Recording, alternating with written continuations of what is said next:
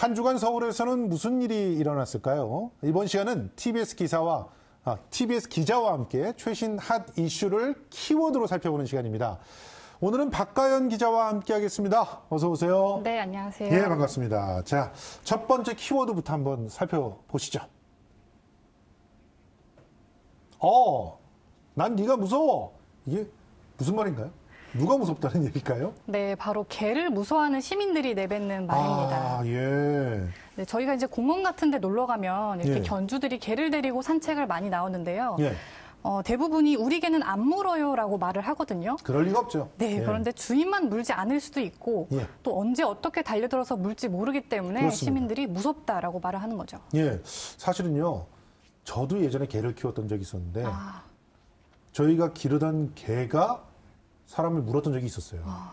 전혀 몰랐죠, 그렇게 물 줄. 그냥 품에 안고 있어서 또 이게 제지가 될 줄 알았는데, 그냥 뛰쳐나가서 그냥 정신없이 가서 물더라고요. 그런데 사실은 이번에 보면 한 연예인이 기르던 맞아요. 개가 이제 한 식당 대표를 물어서 사망에 이르기까지 한 그런 사건이 있었잖아요. 네. 일단 그 사건은 일단락이 된 건가요?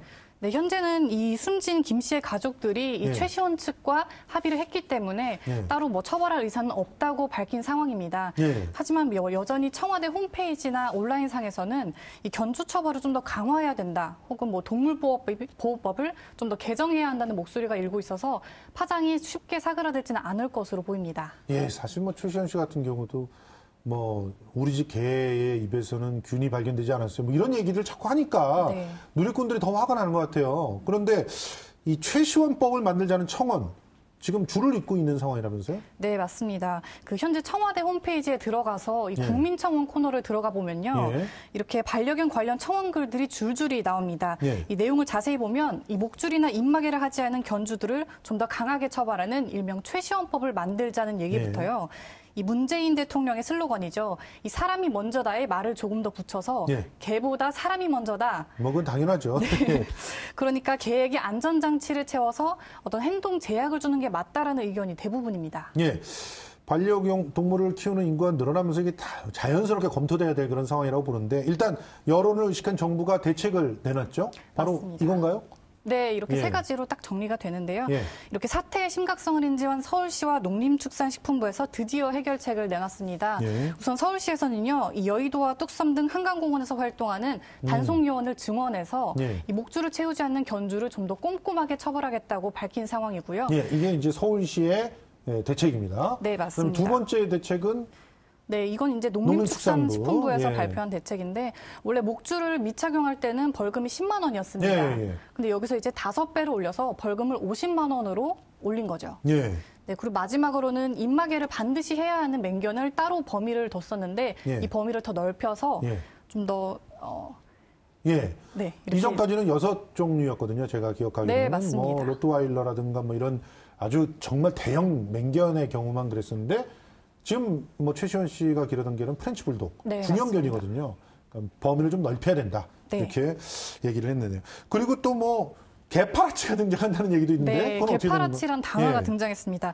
사실 지자체 단속만으로는 좀 한계가 있기 때문에 예. 이 내년 3월부터 반려견을 제대로 관리하지 않은 사람에 대한 예. 신고 포상금 제도가 도입됩니다. 예. 이제 이거를 좀 쉽게 말해서 개파라치라는 단어로 말을 하는 건데요. 예. 반려견을 반드시 등록해야 되고 또 외출 시에는 인식표를 부착하고 예. 또 목줄 같은 안전 조치를 실시하고 예. 배설물을 즉시 수거하는 규정 등을 꼭 예. 지켜야 하는 것이죠. 알겠습니다. 또 이런 신고자에게 포상금을 지급하기 위한 세부 규정은 빠른 시일 내에 해결하겠다고 밝힌 상황입니다. 예. 이제는 이런 개를 찍어도 돈을 벌 수가 있는 그런 상황이 됐는데 근데 중요한 건 이게 반려동물을 기르면서 다른 사람들한테 피해를 주지 않는 일종의 에티켓들이 지금 패티켓이라고 하는 말이 유행인데 네. 이런 어떻게 보면 예의 범절들이 좀 더 확보되고 두루두루 이렇게 알려져야 되지 않겠습니까? 네, 맞습니다. 그동안 우리나라는 좀 외국에 비해서 반려견에 대한 책임이 좀 지나치게 관대한 측면이 있었는데요. 예. 이런 최근 반려동물에 대한 사건 사고를 계기로 비롯해서 좀 패티캣 문화가 정착되지 않을까 기대해 봅니다. 네. 이 패티캣을 예로 들어보면은 먼저 견주들은 외출 시에 반드시 목줄을 목줄. 채워서 네. 산책을 하시고요. 또 보행자들도 허락 없이 귀엽다고 주인 허락 없이 이렇게 개를 만지는 것을 좀 자제해야겠죠. 네, 그렇습니다. 네, 그리고 목줄이나 입마개 착용을 좀 동물학대라고 생각해서 네. 우리 예쁜 아이들한테 어떻게 목줄을 채우냐라고 하시는 주인분들도 계신데 네. 이거는 동물학대가 아니라 개의 사회화 훈련이기 때문에 네. 반드시 지켜야 할 의무입니다. 예. 또 주인에게는 순종하는 소형 견일지라도 타인에게는 좀 맹수로 다가갈 수 있다는 점을 예. 미리 염두에 주셔야 될 것 같습니다. 알겠습니다. 자, 그러면 두 번째 키워드로 넘어가 보도록 하겠습니다. 해를 품은 지하. 해를 품은 달이 아니라 해를 품은 지하.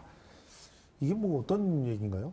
네, 바로 서울시가 대형 개발을 앞둔 강남 네. 영동대로를 의미합니다. 아, 예, 맞아요. 이 영동대로 뭐랄까, 디자인 안이 선정이 됐다는 소식이 네. 대문짝만하게 실렸었는데 그 네, 얘기군요. 맞습니다.